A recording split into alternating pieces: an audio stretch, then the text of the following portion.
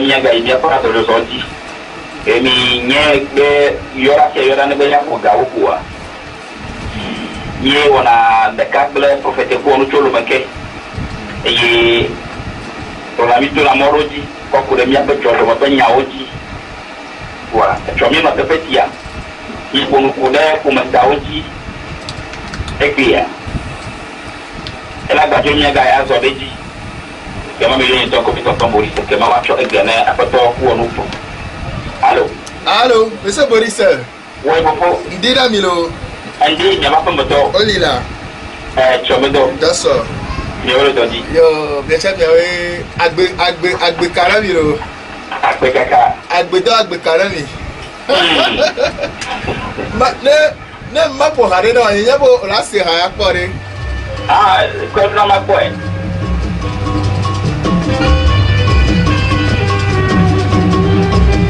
Hare no na deke. Apoi me. Ahwe mi pla o me we. Bien. Ye multipio e dale mundo. Ye betalo. Ye multipio e dale. Ye multipio e dale. Ole se hara. E wona be ele to klobe ye me divio ela be dagbe. Ye me tetro ela be dagbe. Eto gato George Odia. Oh no pon mate are. Asebe danere yin so jiwa gome. Ele ti abema. Ni to mate ore mtoti enu he mekeke.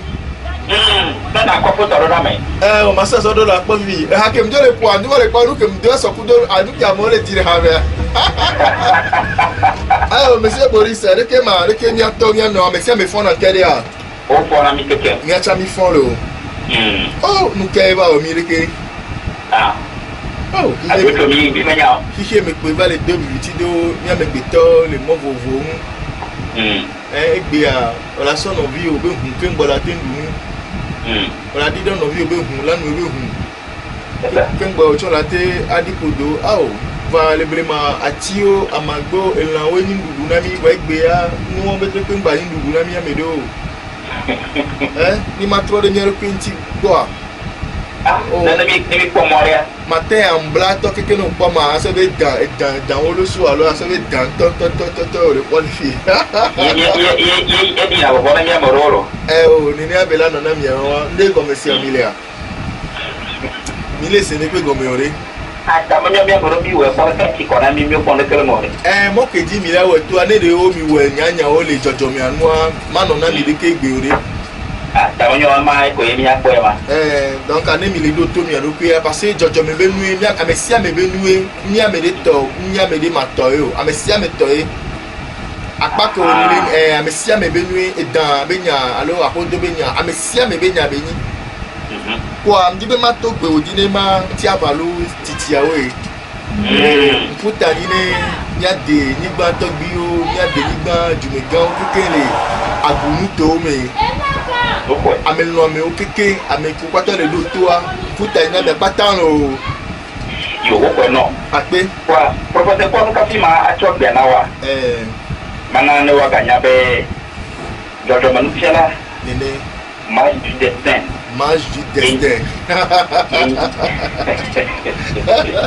Boris ko wole ya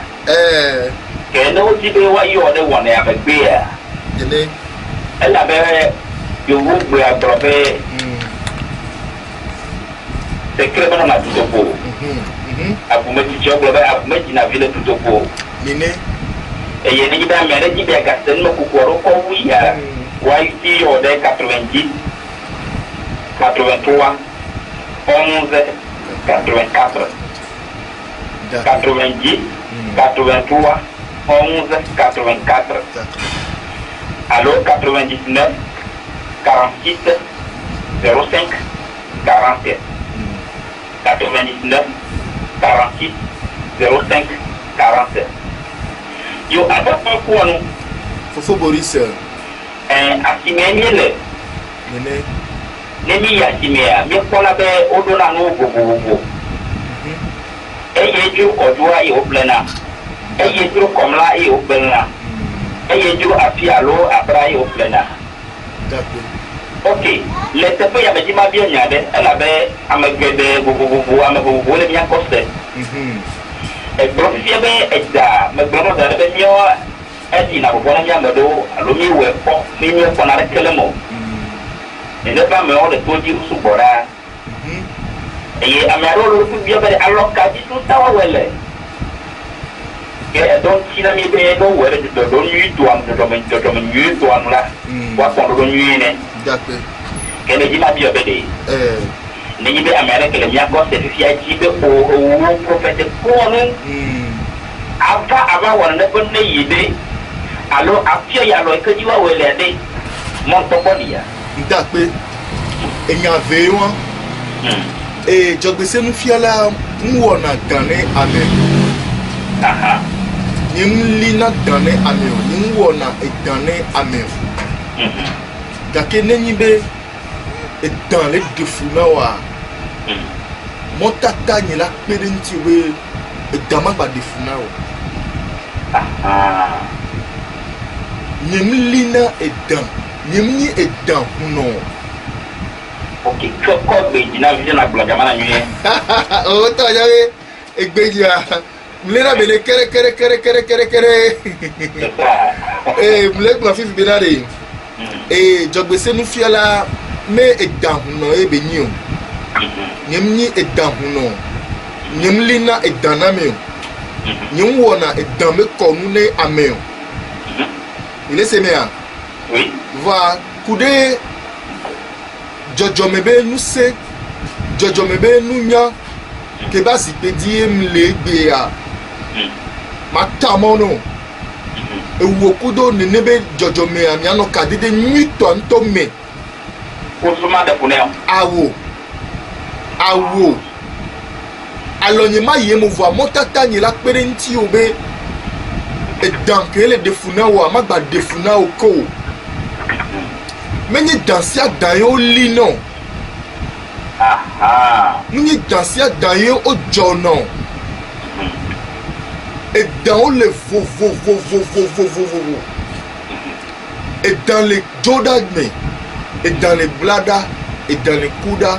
Edã le yawu ɖa. Edã le fi ɖa. Edã le meme ɖa. Edã le kɔsi ɖa. Edã le dzinu wuievewo keke me. Edã ele amegbetɔ ɖe kpekpe me. Edã agbe be nyi na xixia kpata. Ame ɖe le se ŋkɔnyea. Edã kodzogbea ƒe agbe be nyi. Ale be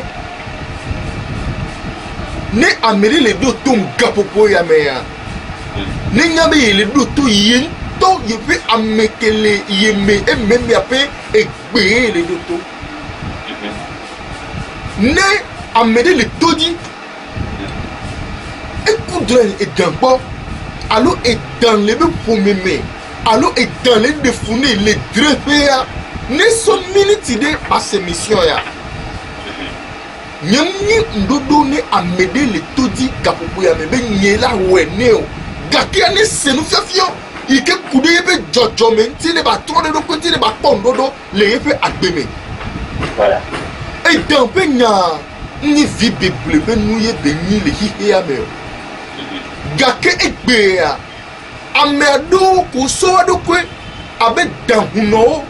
edã dɔwɔlawo nenea woso do vi beble me eye wogblẽ ame geɖe ƒe agbe le edã ƒe enyaya me.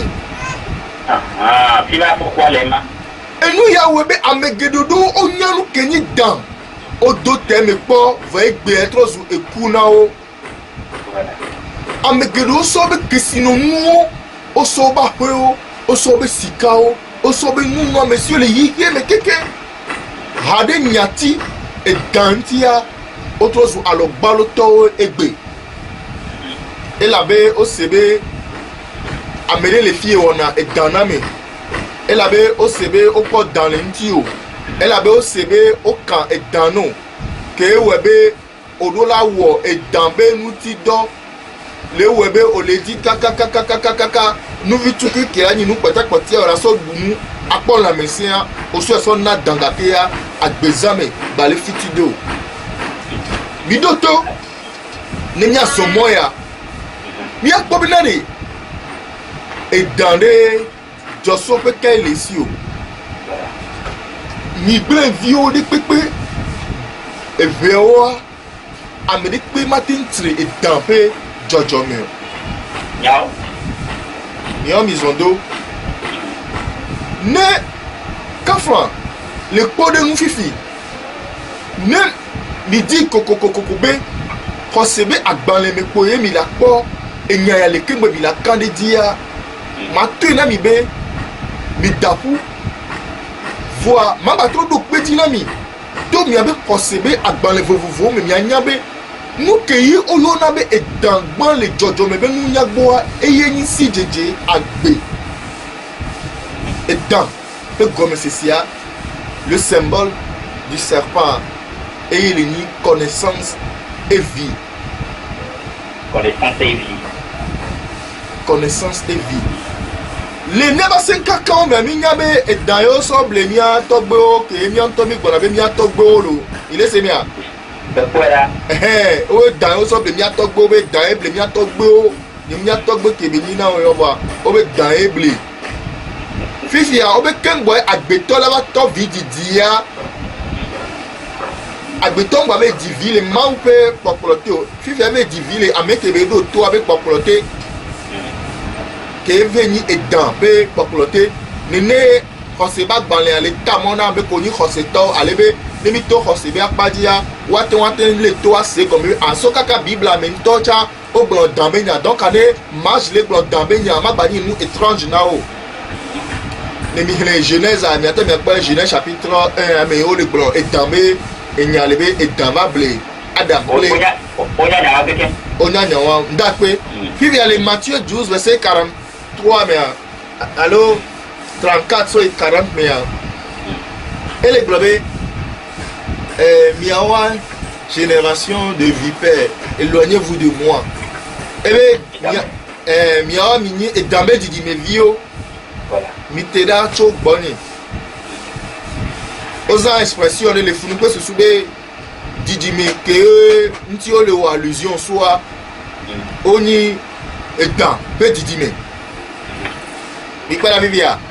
Oui. Comme nous disons mi hona sina kaba kaba lo mi sona no ko mi mi ato so na mi ato wa wo se be ya ambegere mate so so e to be dambe didi me vie ni o ela be enyare ko gbona Roma to wa mi so so mi ato enyare ko gbona Corinto to wa mi so so mi ato pa mo se be no va gbon ya ni mi oke ami ma gbede la lo de wa lo donc bi ameko o se na Bible be nyado mi kpone ya kwa mi nyabe o le yo le koto me dambe didi me bio mi ni fi ami o Africa lo evewa mi atogbo wa o nyanke ni dan le obe jojome alo didi mi a onye abe sika be dan zena le ave zena le etomenene bibia edan wa zon ko mi atogbo vovo kakaka kengbe mi wa le sebo be no abe game ma o va so anyido hwedo so bla nkudo jukwa be susu be ne ipo jesi alaye e ma gba tron jukwa ko ela be edan eni mbabla na ma wo le funu le Apocalypse chapitre 4 me ke ami gba wa le po obe anyido hwedo do anyibenuse edibenuse edo ela be wa we ni gbogbo amandren ko ni ma obe nkuvio wa bi kwa vivia edan ebeni anyido hwedo ebeni donc ebeni dani anyido hwedo ade edoka ebokanu o de debenu o le obe wa we sona dona to ho no mawa ce qui veut dire be edan kebe nyami le gbro anyido hwedo wa eni dan ke gbogbo amandren pato le me a bien pata mi ko be Bible me o pompo sentile ba magba étrange ni Amérique pe o bi kwa la vivia akpe fifia mi le gbron edan menye edan mi gbron sabe agbebe ni nunya be ni si jeje be ni ele pomele pepe me nem le tokpaji na o wa ela nono paji no nem le no paji ku tokpaji o wa ela no nto ta oji yema edambe me ma ho de mode ya to gbo wa ke o so kakudo obe didi me a wo to be so kope ya enugbo we hoba o me ho danba ba no zone logique a dit que so yora po be agunu to edan voilà ipera ela be edan ola po nu se anu le dame ola pa ze le dame ola po ni pepe voju le pepe ola pa le dame edame won bena danika ogbon ebe danika mzono mi le pa la vivia oui donc ne ma yedia edanole mi pebe edanole a ona na veme nugba gbedole a mi nyabe aveme ndole a edanole a ona na sime edanole a wa ona na ozuru na yame edanole nene ifi a ke ba donu nu ke ni mi abe senseme a mi kwa mi atogboro henadan alo senadan didi mi okegea edayo sena eo na ebe jesidore ameado ntorantia o si na dambe jesidore nkume na o elabe ni nebe didi mi alo kotavie onyi wa bire kwa la vivia oui okay le mia ebe ogwa edan agbebeni Ghana yo Benin yo Nigeria yo Togo yo fika belagbe ni kwa ebe wa edan alonzedie onona le nebe po megede o me a mi po bele kebe sesen ya ele ebe wodo keji ya ne mi atogbo togo mi mama wa iga popo do ko mi atogbo mi mama po wa de kebe gbogbo ya jona o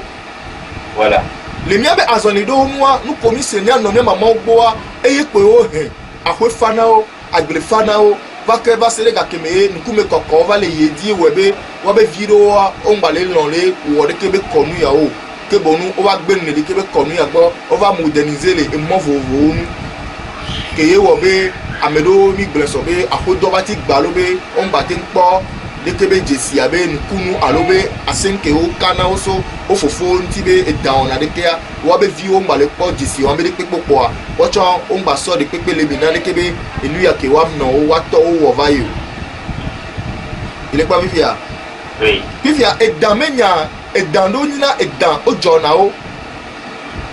obiona o egobe le nde pepe be afa alo fa na gonu a ele ni adena gbogbon vivime be gbogbon a afa ela no doso li vivime be gbogbon no be enu ya le gboro deke no yo vodua abienya to afandi ela be egbe etoke la no asi o o aso se gbogbo be gbe a onpodo do pe won ale be seyani agbese yani vanini be ovado do pede lengo alo do ovado do pede ya o ma gba le afanke ngora no njanu ke gbogbon le gboro na o do degré supérieur e ma do degré supérieur e won pe susu be ne gbogbon le dini ya ne o mse be gbe wo la podran oui be afan kokoko la be kanken boy afan la gba no to no be e daner le bion dudu e daner le notere tope no e daner le notere no pe na o ke o di amedo wa o di okudo faculté won be nu popo évoquer akodo ava o wa di unu po be no me so diva go me po ma me pepe la gba te no be ameya e dambe nyu ma me pepe la gba te no be ameya e sa be ela po nu e go be jojo mi kele se no mi kele si ze ka e defi onu po me so diva go me po me to mi na ba me do le ya no po so diva go me po ma me pepe la gba te no be enu ya yo nyu voilà so o kaka be da o ba fesu o ba lo o be form bo la nya se ka be ameya no be po ka le kan ku di la kono le kwa anya se ka be ameya no bue ne be jesi won ni na jesi ke no na mi e be o nti le Africa donc ava ide damba pa dia e so mi bi onyade mi bi mi ale nyan la sinye wa odo so nti be e dan won le defu no e den won le zedo le drame e den won e pon le toto o pon le tomi o pon la vemi o pon le gbo le homi fifi ade ke o le pon ne be dane nu kenti ka didi ke le oku dadu me e wo po e dama le zena voilà donc akobe odo ka didi re kudo e dan wa e akodo be dan e wo gbo be va le enu ya sika be ne be ni be e duro na me ya me be pole na cha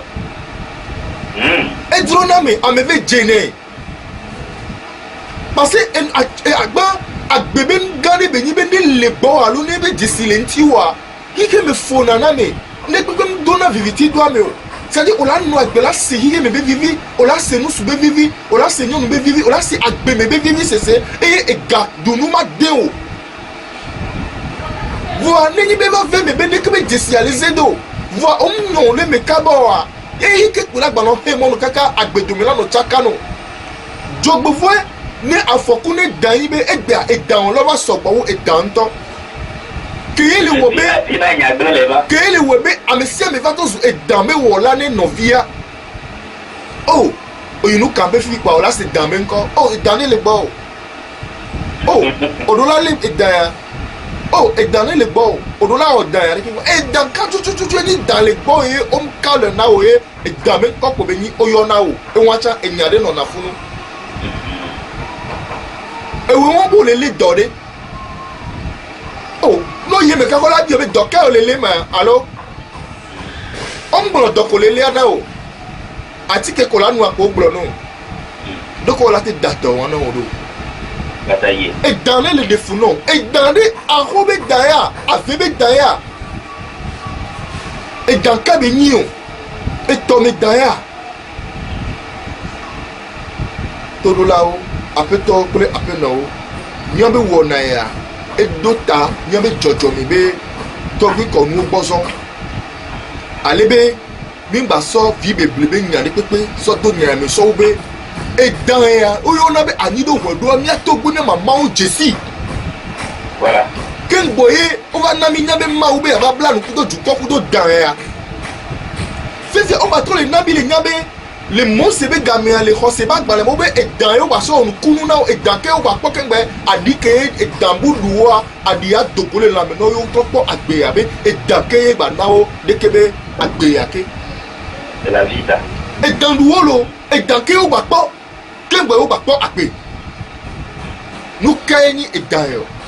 mɔ me sia me yi la tite wo ɖo edan hunɔ kura lɔ na ye o wɔ ɖeke na ye kpoa ele va nɔ te be yeawɔ dan na wo. Ma me sia me la tite kpo be ye nya enya de be gbɔkplɔ abe mawu nya ne kpa be ye tite kpa be ye le anya edan le tadi na wo tafla tsɛ egbea ɖe ame ko mi wɔ dana ɖe hike me fo na woa ame ko mi nya dana ɖe hike me fo na woa ne mi ŋutɔ mi blea o la blu asi ɖe miaba gbe me le tsɔtsi me lo le trɔn subɔsubɔ me lo. Alo le mɔ vovo nu ko la ke sɔ edan be nya sɔ fia mi fa dro voa ndava dɔn mi adi o ndava dɔn mi adi o eta he babla dzonu he dodo ɖasi afɔ aloa ŋu ame nyi edanwo keke be agbewo nɔ o ekɔbu ŋƒona kɔbu o ena le blema o ma nɔ wa mi dze me nusɔ yi edan gbɔ. Le blema kafra adamba me nwona edambe nu zokasala mlina dana me edan ba mloze ole ameya emonu diamake o so dona ne edan si o monu diamanti pavo enya anyi fafade pavo eli danovo awo edan no le jone o edan no le line o va egbea o chaka nu na mo o so lili so dade jojo tepe so jojo so dade lili tepe ewebe o we na mo egbea mo la tin gbo mo do yo dan hunu alo o wo dan na yo gakia enu ko la du egbe titeja o le di ya o mle kede nti o nusu ke la no ugbo nyɔnu ke la nɔ wo gbɔ tsã wo la di wo ma kpe o elabe ŋkɔ wo ŋutɔ o da afɔ na wa ɖokui enu ke wo le be wa wɔwɔ wo ma wɔ ame ɖewo edan ƒona ƒona agbagbagba ɖe ke wo kpɔna ko ŋkuvi wa biose me ke nyi nye ne ba me wɔn ma ame ɖewo kpɔna dan le wo be esi ko wo da le ame wo ƒona dudona le kpalo me ame ɖewo kpɔna dan le wo ba ba dzi. Ame ɖewo hunɔ be valise ɖeke be asɔ awu ne yadoa wokpɔna enu edan le eme zi ɖeka wotrɔ tu ne kaka le yɔ amewo be ava wokpɔna ne kpekpe o oɖo ka dede ɖe ku dan ne ŋkpɔ ame ɖe kpekpe la wɔe dabe awo ni pepe na wa ni dante les edo wa de roto doko nous que dans les bio et là nous brenu kaka la tamon kaka won to la débris le doko mi no senyati nyagbe ki jogbe se nous fiona les fions ni dans peuple bebe ni na o et dans jokwa me be nya yento tana be mone ame ale be ne fe da ne ni be ele pole alomene ke la je da no to do kio ni ballon tie et dans là no de que son no fion ode et dans là no po la sa do tonu alo dans la note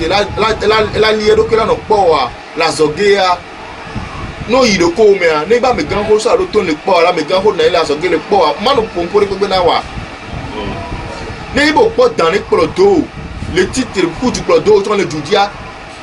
ma blonde pe le gbongbon me na nya me et dans be nya et dans le nya wa lo dans le kasen ko alo dadi la no gbo wa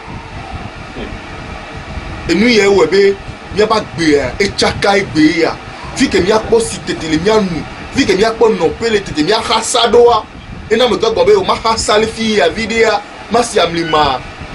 ngbale kaka damba po tebe kaka baba be le de truwa ngbale mi apo tebe ka be mi no vi mi dole agbase vi be mi ba gbase me ko mi tro mi sra be ma video ngbale o e la be pour me ko me mi jole ya et nous colla no on est dans on balé wene o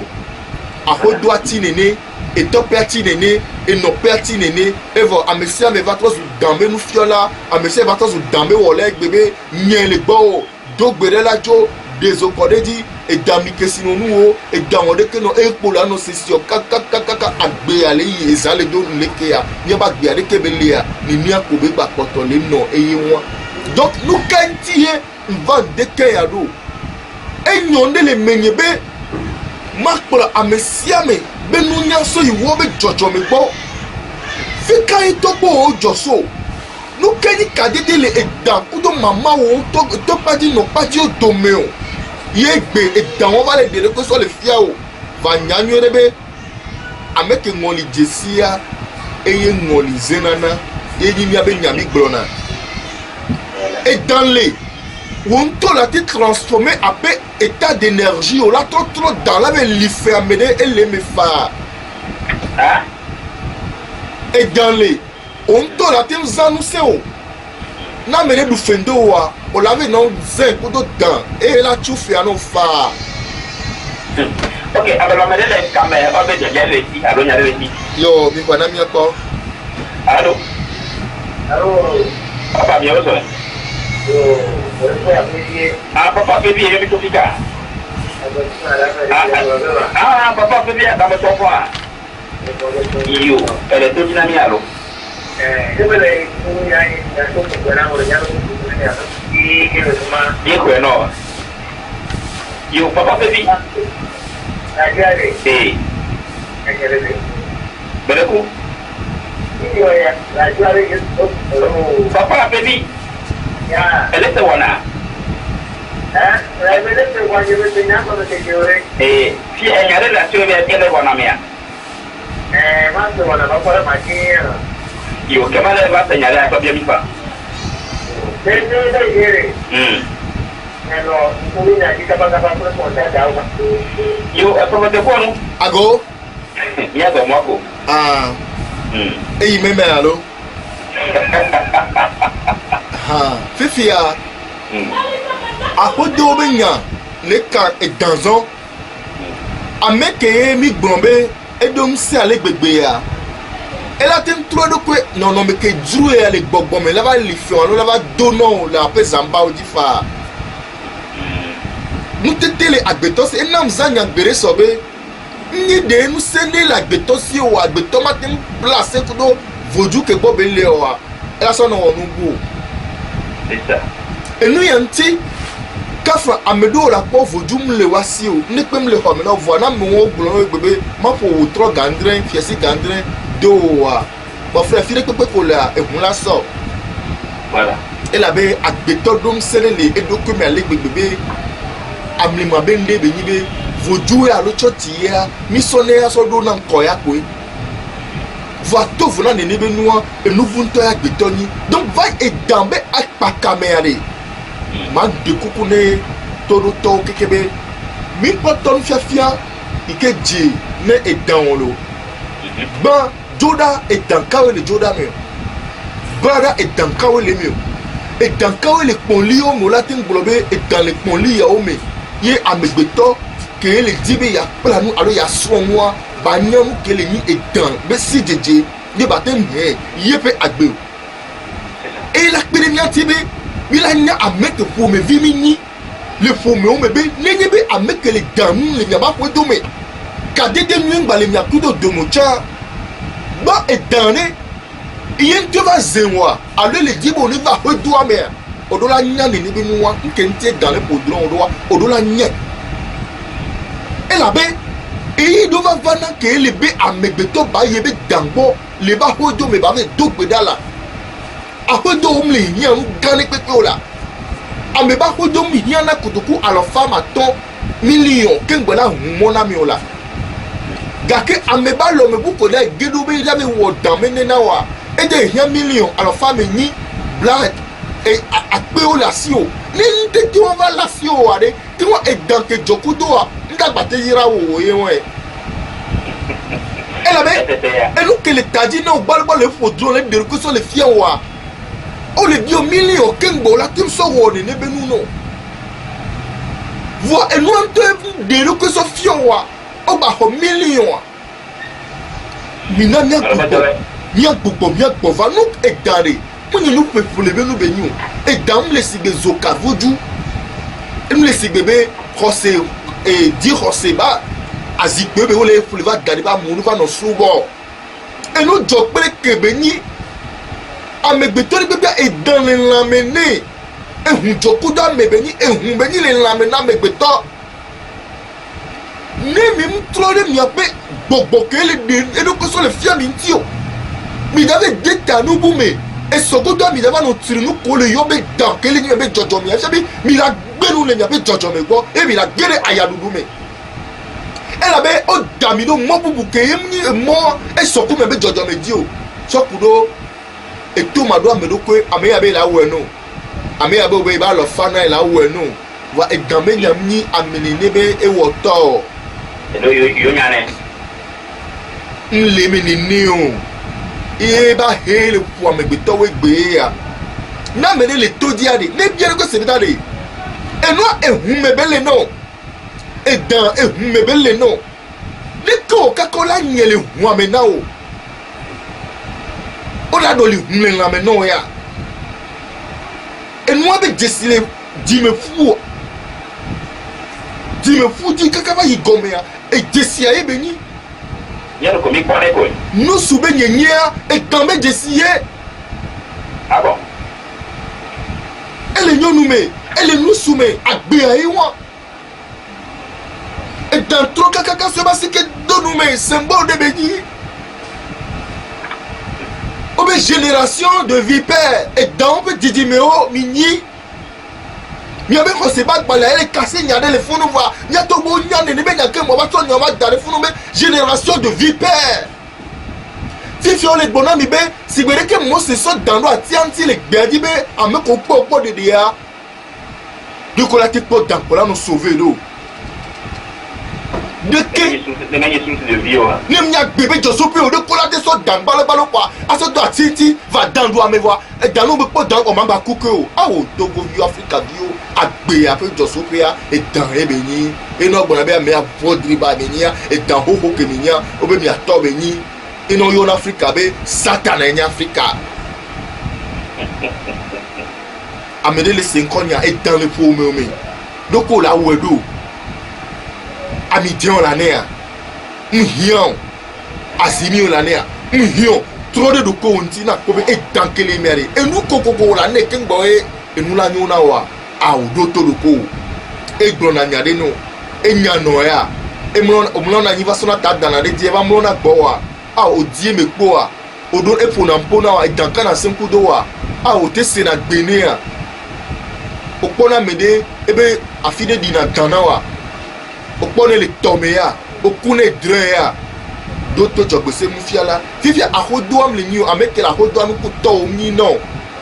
ameke la hodoam le po danami akudo non o omni non omdate ifune gbelate funu so la kodime la wo ni pepe na o enu anti edanto le podrin odo enu anti edanto e dimon kaka e va zenano le drome e zenano le sinupe e zenano la file pepe le susube atem tro de yentine hike me banyona o puis fiale ko bibe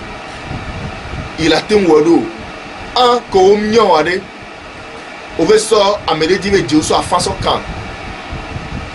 obi onya fan npo me a enlom lo we a omdanya de leme o yo so obe ye we no mo be o so dan so no e dan to wale podren o le globe enu ko wo nu won be yim le ni be nu mo be no kakanu won e dan le di kaka so ameke we be e ko yira we pam oui enu anti le mi aba hodo le gbedia na mede la hodo am le sebla noa sharp o de ne dada adeke pona gbebe de pona kube de o kafra yeta ento de la mabora dakpe am minya de nyu yo me abi mami siade on pona zo kabe ndeke le si o yo me abi dansi ade enu bu be ni vo egbe ami fo hige me be nu patam plaga ti anu gbagbodo le wo mi ame ko le do problem unu o ya me ko fo voju keke para de ti keke agbe me nu ba le wo wo o de ko mi ko le kame allo oui bonjour mire ko yanya ni akoy yo mi to fita ele ebe abia wona ebe adia wo bia jare le wona ji aha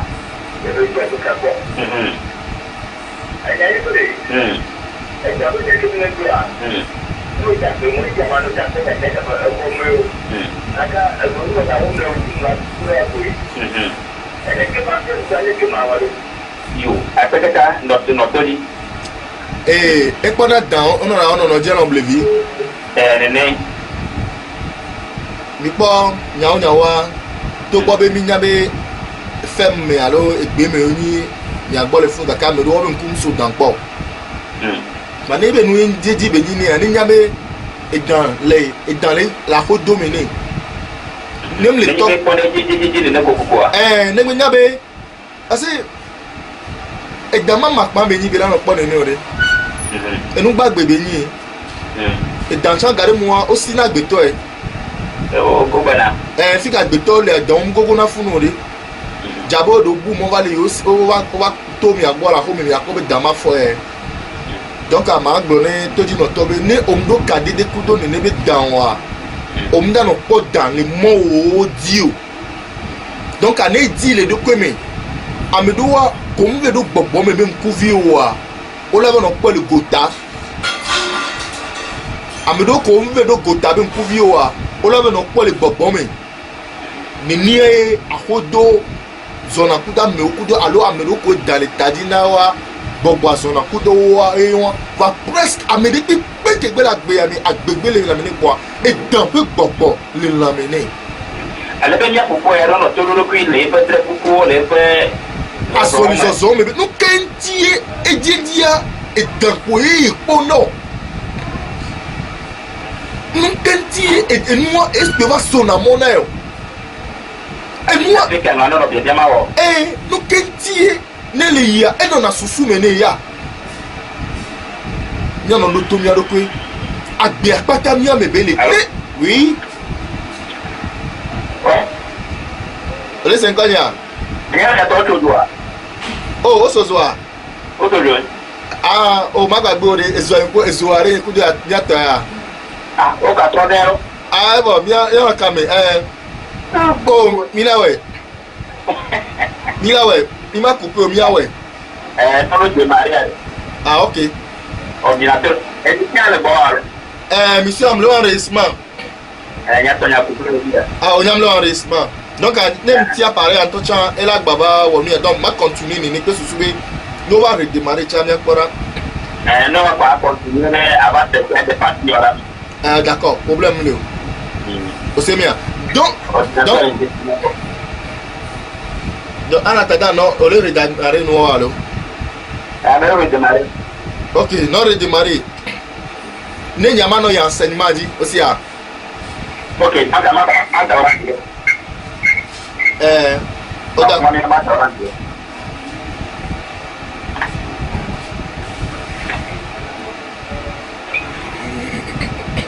Yo bien pour y avoir l'homme de ta flatte la bête c'était c'est pour vivier pour amiga d'après bon gars chero d'ami. Allô professeur quoi non? Ago.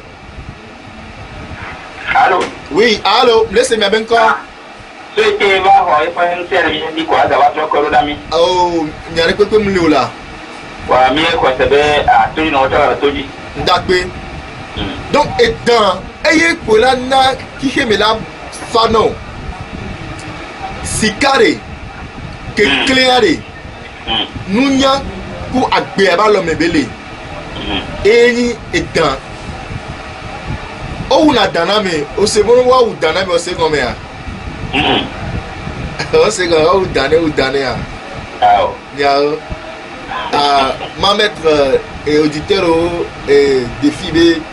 ne bobo la u daname alors u daname are. E gomede ma. Ok, nyatalo na mare le to di fia chichiao yenye balo. Obo wo dana mede de e komede. Mais si c'est au bon ami, on vous donne. Enyo enyi nyare pour bref, ana tadana mede. Mais voilà tu vois tu la misère. D'accord. Donc monsieur Boris né dans les Indo-Wari. Né et les dibo ne ya hodo mele ba hodo bon tocha e de ne fiana me. Né alidi o la gba yu ele chan yen to gba gboro ne. Alidi eni fito. O pobe o alidia les bébé par exemple fifi le fifi a hodo ni kaka dapango. Que dans les dindea ou bien ebe akoya me dapango akoko bila yikembo e bila nenwa ma. Voilà. Allo bila yuele nkebe le jamila tenele mi agbo le lo me fi e be la so dapango into ba déplacer baba ko allo mi to ni déplacer ma. Voilà. Donc ene be ebe into ya déplacer mi awone le lo me a e fi abi mi yuele alidi won bi déplacer e o bona be le nyagbe no be alidi o yuele. Ale be nyate no gbe di anen dudu fa. Anen dudu va yon chan va ni na décider be garo mo o la tin kula lo no alo la tin wo konde no vo la tin no yue alo la tin podron be so nu ya nai alo la tin onde ni li unto fi ko le be va gbo wa anesi alo a onde ni kokoko ina décider le etamba padi o laisser me mia alo ela bi obo be oni kaka ho do apo ile jo ba ho do afunu apo lava donc e won etan e gboro na gbogbo an to kele de podron wa nemte le tamona miwa funu mi lano wo nubu mi lano do to amebu be gbe amebu lano plo mi no ve plo mi nyode wa funu me ahela gbaba no po mi wa voilà e no ke pata le gbele no egbe ni be edan le be tepe va e wo la wa we le bula fone gbogbo an so fifi wa we le gbla mo ba gbe fifi o la yi fifi o la te o dan wa e no le ta oji lo voilà un million la si o on ton noué va on ton noué kili ako ja iwecha kombe wa asibenyo so le sa o de we no da si sa toji e wa nu ke nto le kudo wa e wa ya ba no bidi be ni ke chuchuchu e le di le gbo wa e ye won ala di do be era ba di do fifi o la ngbe 2000 la ba fifi e o la ba no se be o bo nwo nu no nyu de o e wa ko nwo no nyu de wa re e be di ngbalenti wa fifi o la gba jame buchaji ni e cha enu amem chose a dara gbalon bo mo na nyero e di angbalenti wa de fuya donc a megbe top le toji alula be o dan mi de kuku gane na mi be jogbe sebe nu fiala lo jojo mi nu fiala de nyim wona e dane ame nyim ni e dambe huno mblata heya ndo jonu he ndo alotinua mi ye fiobe nyi nu ke mi susu be yo le po c'est ça mo selem ba wo le patapata gbe ebe vi o le ple le doa me fiabe mo selem ye onio ele me ya ole se me a Kafra endi on be awudo le mi le doa me fia be endi on mi ni ore bien sûr donc on la tem pas mais et là non me de mais la se be noa auto e be ni voilà on la de time ya ken boy on la ba nyabe mle nini o ba ma de kuku be enu kenyi nu chopwa me ya dititim no na nti o ne enu peple business ayo cho na play be aso ba no wonu na muwa e ya levo e dan le play o la we no e ko be o cho ta ba no dan na mo gbesu ye amoko o cho bo le do dan bi problem o la no va gba o e yes business donc anu ne be nuwa o so le do na me ni amegede we gbe ke ele we be o le bobo o dan na yo o dan ne won va Kafra amu to le hihe mi nyono ke e dan le kudo bo amerik pe mda to ra mi a e so ba lo so ni pepe na yo po mi le senya oui sai be e dan to journal sai be jesi e no hunode jesi to hunode be ami e ba o ko mi ari ke na yo ke ngba yo na yin alo yo po ga lo dan le journal yo alo dan le de nfia yo for o la les nyon kudo nu suwa o la les va so gbe ke go gbe wo ko mbe nde na mi ro pa e bo e dan so zerika enu popo ke da sona na wa so gbe ga mero gbe kalo wan ti be go ko mbe nde no pa enu pe no te na zerika donc anu kele webe amegedodo enu le defuna o le o ba gbe me a wa we akusu sube mi ma ba so nu bu so no wonu bu na mo ano to na mo be gare defuna ma mi le defuna va o ko mi ari ke no awo ma lo ti a lo ja ko ti na te ko la be be wo ko mu na me o Kafra medo o lo mu do o gbra si amedo lo ma o be do o gbra si parce que amede be ku la lo me no amede be hun gba la lo me na o va ne ba mo pa so lo wa so la me et comme il o le se mi vivia oui fifi amede won Kafra voju o be nya fifi ya voju de pepe e ho e so na be na me si ame donc à imaginer no e dan me apajiva e la we no ne voju ya be nya ba e la we no so ka be nya ba e la we no na me dodo ku be nya chaba e la we no généralité là enu ke ehua kulede le godo me va zua e wa kaka va zu chabe le gbedo ho me to se ka o le to gbe Yehowa wo bon do be zo wo bon do be ku wo yi accident me yi le jehoji ke o so ne be vengeance won so le do la mena e du ko ko susugo no do gboro ba me vendre no nko no aku donc nene ba mo cho ko le gbla si o le do gbara mi ne ku ye be yin jijo no be ma wu ye be futa na ye wa be amo we do la ke gbara no agbe a e fe be o cho gbla si le e goro me ok amade to aka na mi allô bonjour papa le ko mi famia le ko manya mi ko e abega to agbe ni fe egbe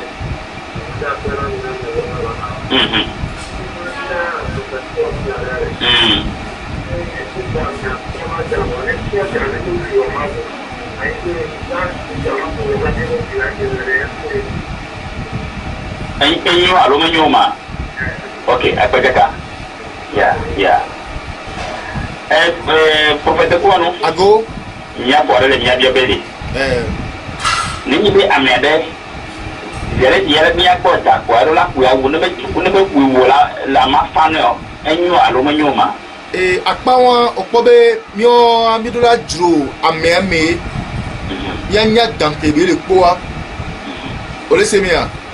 parce que ame dans les ame beto trona danda menti la ba be aba du ame do le ano penya kudo wa examen o ma dan no e go be dan pola no po e go me won to trona na ke jo la so do voji na me donc anemi kunu me kudu e mi la nyangba e dan won e dan jokle dambe jokle kebe ni ni a nous dans les zones de l'eau, nous avons les portes dans le ciel de bureau. Raison, et dans les dinala douille, et tu as dinala défendre. Et nous, on doit l'agner, et nous sommes à terme d'onia, antina, mais moi. On est sémia. Fifi a kemba bedabe mananide, wakwa medo, et n'y a des wakwa medo domea. Et foulez les baignats, les wakwa medo domea, américain dina be à quoi qu'on couvre, tu as dinala pas américain couvre. Au peignat, à me avec ni dents, et dans la mémoire quoi. Ken gola so nyade ke vanem mi ku me mina no nyabe yen to be dan elo alo amebe dan alo dan le titre nti alo futo be nous me tsunami et be moy donc a funu me ya et là se venger va a matin non pas les non si be ko on kuna grand beto voilà ko ame beto ma ku grand beto be la ma ku grand là haut be la ma ku grand don ne me do ka dede alo me do enya bene amere se be ano pon le modo kwa ku ya wa kwa isaji ye se kure ya kwa ko ikwa nde be niye o so dame nya so do na me na mi so kaka mi be origine be dami agbeto do nya ku do dan ole se me a oui nde be ni o we na mi ko susu be mi a détester nous que le ni edan le mien to mi agbe o man le mien to mi ko me mi agbenu le mi be agbe agbo agbe mi agbenu le gbo sinon en réalité big bonne be edan na me te nya me gan ko bo wu dan na me alo e se dan i ya go me a ela nya be agbe a be joso pe be ni de on wona vo edan donc ne mia fofo ya lebe don kuku me yo lebe ntega yo a ma de kuku ne be ne to yiro ko me be agokae ne be dan jeledi est-ce que dans pour les journalistes be aduya alo dan onde ku de poya ne di ne be nu le do ko me a ela nya la se go me donc il y a un coup de dawa et domina no nyere hi me la voler là va que tv son senti ola e wobe a eto su futone voilà donc an ba di akpe kun ku le be mo de pe di yo won e on e chame no le won ni a gade mu won to be a ola no nya evelia ojo le nti o ah bon ye ke be milia mu be e no la zeno se clan géant ni no la no pola nya be ba gbe abi mo yo ri inu wuli won ola no po dan no fula no wa o ma no po nyonu ma no po nusu inu ola no tia do wa meme sa be agbe abe jeje ni nu o pata no keperika ma no bouger o ma no mouvement ma na ni o le nti o donc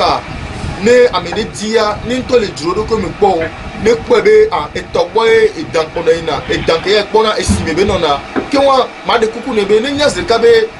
etogbo ebe do awo ebe nu ko be la wale o le se me a ne o ikusi lanu o kusi dale o dan ku be apopa dan popo le blema nya ma maro no da ko nwa edane no na zere me na we